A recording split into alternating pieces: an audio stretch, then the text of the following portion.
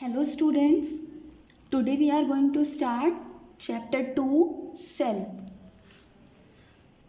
Students, in chapter 1st you have studied the characters of living beings, and the first character of living being was all living organisms are made up of cell. All living organisms are made up of cell.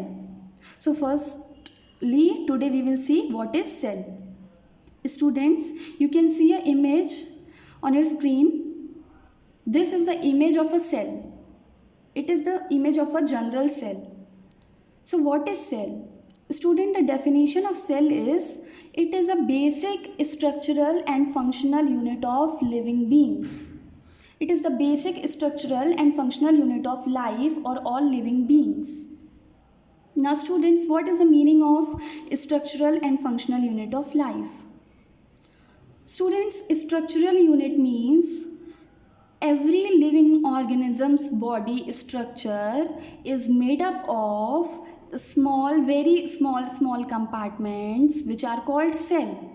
The word cell means small compartments or small box like structures. So in our body, the smallest living structure in our body is cell. In every living organism's body, in every animal, in every plant, their structure is made up of the smallest unit, which is a cell. For example, students, you can take the example of a building or a room. What is the smallest structural unit of a room or a building? The smallest thing by which a building is made up of is what? It is a brick. Each brick collected together, one by one joined together, and it will make a wall, and so on a building will be formed.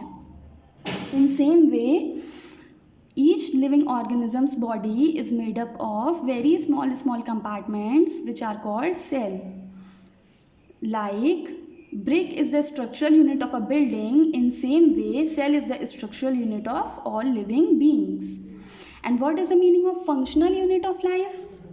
Students, functional unit of life means all the functions which are performed by a living being are the result of its cell. Means if a living organism is performed any function, it means the cell of that organisms are performing that function.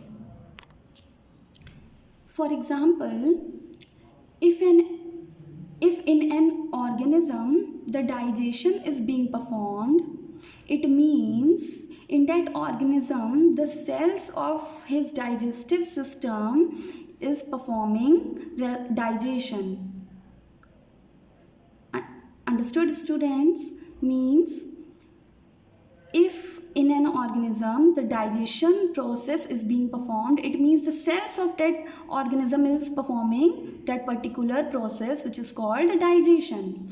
In same way, if in a plant the photosynthesis is being performed, it means the cells of leaves of that plant are performing the particular process which is known as photosynthesis.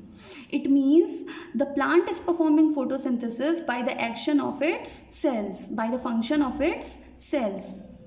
So, cell is a functional unit of life or functional unit of living being. So, what is cell? Cell is the structural and functional unit of all living beings. A structural unit because every living being's structure, body structure is made up of cell, and functional unit because every living organisms is performing whatever function it is performing, it's because of the function of its cell.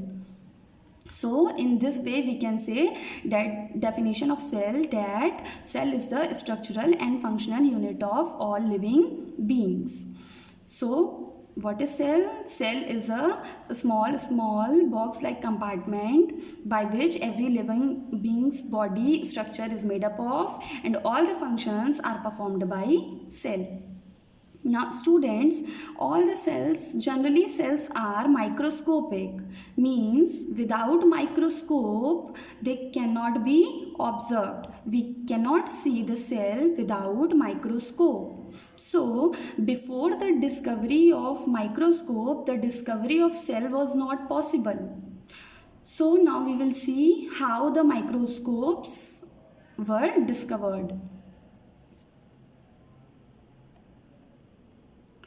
Student, this was the simple microscope.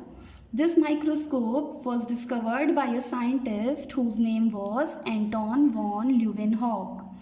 You can see this image. This image is of a microscope who was discovered by a scientist, Anton von Leeuwenhoek. Students, the name of this microscope is simple microscope discovered by Leeuwenhoek. Now, what is the meaning of simple microscope? This is the simple microscope discovered by scientist Leeuwenhoek. Now, what is the meaning of simple microscope? Students, simple microscope means whenever in any microscope there is only one lens, you can see the lens. So if in a microscope there is only one lens, that type of microscopes are called simple microscopes. Now student, this is a single microscope, and in this image you can see its two sides. It is one side and it is its opposite side, other side. Now students, in this microscope there was only one lens. This is the lens, and how we can observe the objects, the things, by the help of this microscope. At the one side, at this side, we will keep our eyes just in front of this lens. We will keep our eye, and on the other side, on its opposite side, means at this side, you can see this sample holder. At this sample holder, we will keep the object, the thin layer of our object, what we have to observe, what we have to see. The object will be kept here, and the eye of the person will be on the opposite side, means at this side. And by the help of this lens, we can clearly observe this object. Students, Leeuwenhoek made many microscopes, and in his all microscopes, the maximum ability of magnifying the object was 200 times. Means all his microscopes were maximally can zoom the image up to 200 times. So by the help of this microscope, we can see the object. So students, this was the image of simple microscope discovered by Leeuwenhoek. And why it is called simple microscope? Because in this microscope there was only one lens. At the one side of microscope we will keep our eyes, and at the other side we will keep the object which we have to observe, and we can see the magnified image of the object through this microscope. Now students, after this there were many more microscopes discovered, which we will see in next session. Thank you.